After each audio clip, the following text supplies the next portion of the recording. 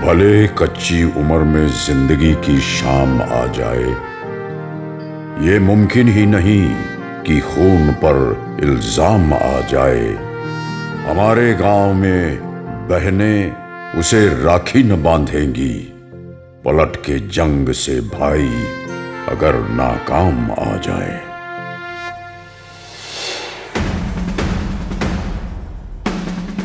मैं कैलाश हूं, कैलाश पर्वत, और आज मैं आपको एक आंखों देखी कहानी सुनाऊंगा।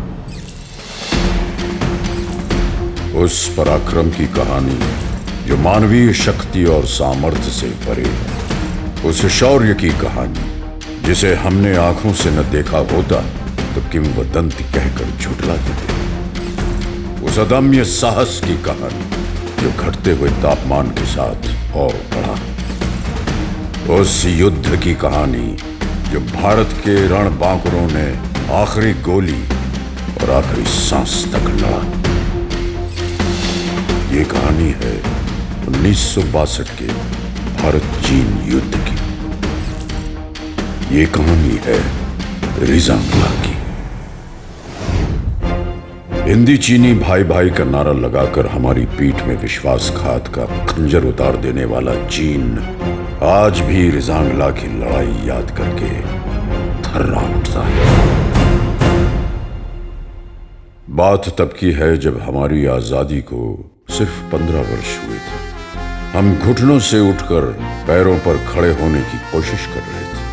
हमारे सैनिकों की छातियां साहस और संकल्प से भरी हुई थी, लेकिन हमारे हथियार घर अत्याधुनिक हथियारों से खाली थे। मित्रता की आड़ में छुपकर चीन ने हम पर आक्रमण कर दिया।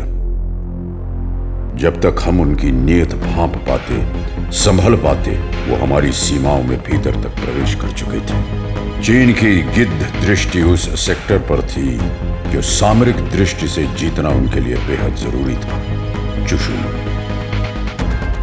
इसी के फलस्वरूप जम्मू कश्मीर के बारामूला में स्थित 13 कमाओं को चुशूल सेक्टर में डिफेंसेस इख्तियार करने का हुक्म दिया गया। 2 अक्टूबर 1962 को कमान अधिकारी लेफ्टिनेंट कर्नल H.S. ढींगरा की अगुवाई में 13 कमाओं ने ले पहुंचकर 114 इन्फेंट्री ब्रिगेड में रिपोर्ट किया। 13 अक्टूबर 1962 को बटालियन चुशूल एयरफील्ड की सुरक्षा के लिए रवाना हुई तथा 24 अक्टूबर 1962 तक पूरी बटालियन चुशूल में एकत्रित हो गई। यहीं चुशूल की घाटियों में समुद्र तट से 16,440 फीट की ऊंचाई पर स्थित है रिजांगला।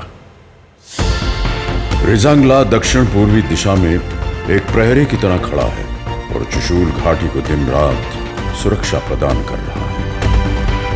रिजांगला पर डिफेंस इख्तियार करने की जिम्मेदारी मेरे उस पराक्रमी बेटे को सौंपी गई जिसे राजस्थान की वीर भूमि ने महाराणा प्रताप और बप्पा रावल की कहानियां सुनाकर पाला था, मेजर शैतान सिंह।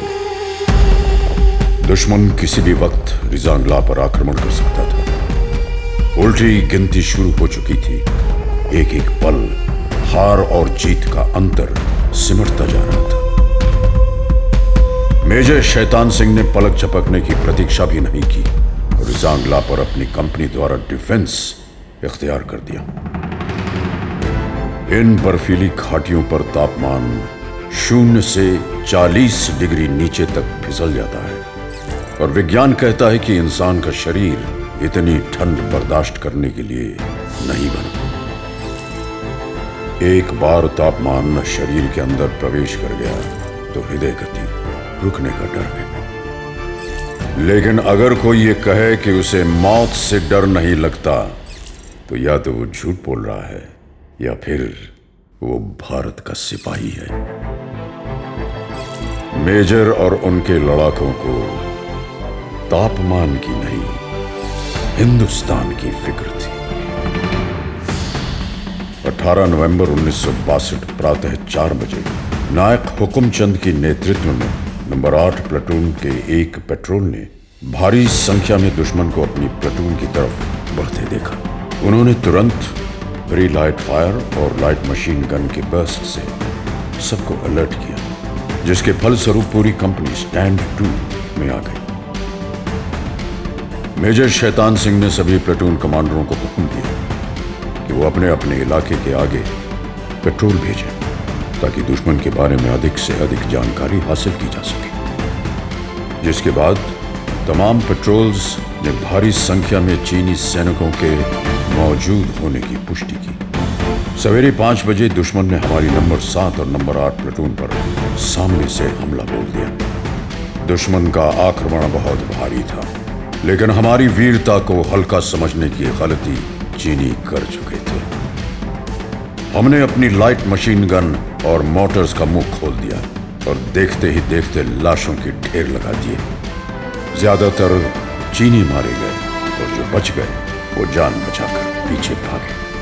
सामने से आक्रमण विफल होने के पश्चात दुश्मन ने दूर से गोलीबारी शुरू कर दी। जमादार हरिराम के नेतृत्व में हमने इस गोलीबारी का डट के मुकाबला किया, लेकिन वो गिनती में बहुत ज्यादा थे और हम बहुत कम। चीन की सेना ने इस इलाके पर कब्जा कर लिया और हमारे वीर सिपाही संगीनों पर सर रख के हमेशा के लिए सो गए। तभी उत्तरी छोर से नंबर 7 प्लेटून पर भी दुश्मन ने हमला बोल दिया। जमादार सुरजा ने 3 इंच मोटर सेक्शन को आगे बढ़ते दुश्मन को निशाना बनाने का हुक्म दिया। मोटर सेक्शन ने कारगर फायर डालते हुए दुश्मन को भारी नुकसान पहुंचाया। दुश्मन ने अतिरिक्त जवानों और मीडियम मशीन गन के साथ फिर से हमला किया। इस बार लड़ाई सिर्फ बंदूकों और गोलियों से नहीं, हाथों से भी लड़ी गई। कुश्तीबाज लांस नायक सिंहराम यादव ने 10 चीनी सैनिकों को बालों से पकड़कर चट्टानों पे पटक पटक कर मार डाला। उनकी फौलादी भुजाओं से टकरा के चीनियों के हौसले चटक गए। इस प्लेटून के समस्त सैनिक अटल शौर्य के साथ लड़े और हंसते हंसते वीर गति को प्राप्त हुए। अब दुश्मन अपने आक्रमण का रुख प्लेटून नंबर 9 की ओर मुड़ चुका था। चीनियों ने भीषण गोलीबारी की और हमने एक एक गोली के जवाब में 10-10 छातियां आगे कर दी। मैंने अपनी आंखों से देखा मेजर शैतान सिंह का शौर्य। मैंने देखा उस जाबाज का जलाल, देखा कि कैसे उसके सीने से टकरा के संगीनों की धार मुड़ गई और कैसे उसकी ललकार सुन के चीनी आंखों की नींद उड़ गई। मेजर शैतान सिंह के बदन में चीन का लोहा घुसता रहा और वो दिलेर चीनियों की बुजदली पर हंसता रहा। बदन खून से लथपथ था, लेकिन आवाज में बिजलियां अब तक कड़क रही थी। मेजर शैतान सिंह ने अपने सिपाहियों को ललकारा, काट देना या कटना, पर सौगंध है तुम्हें भारत मां की, पीछे मत हटना। मेजर शैतान सिंह बुरी तरह घायल थे।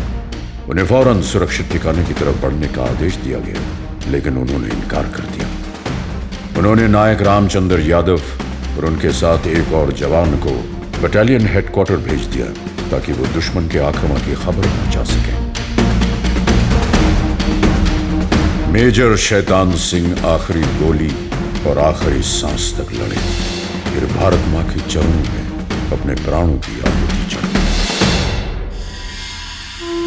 तकरीबन 16 घंटों तक चले इस महासंग्राम में चीन ने 1300 सैनिक खो दिए। चीन के अखबारों में भी भारतीय सैनिकों की वीरता के किस्से छपे। ऐ शहीद मुल्को मिल्लत, मैं तेरे ऊपर निसार, अब तेरी हिम्मत के चर्चे गैर की महफिल में हैं। मेजर शैतान सिंह और उनके साथियों ने चीनियों की हिम्मत तोड़ दी।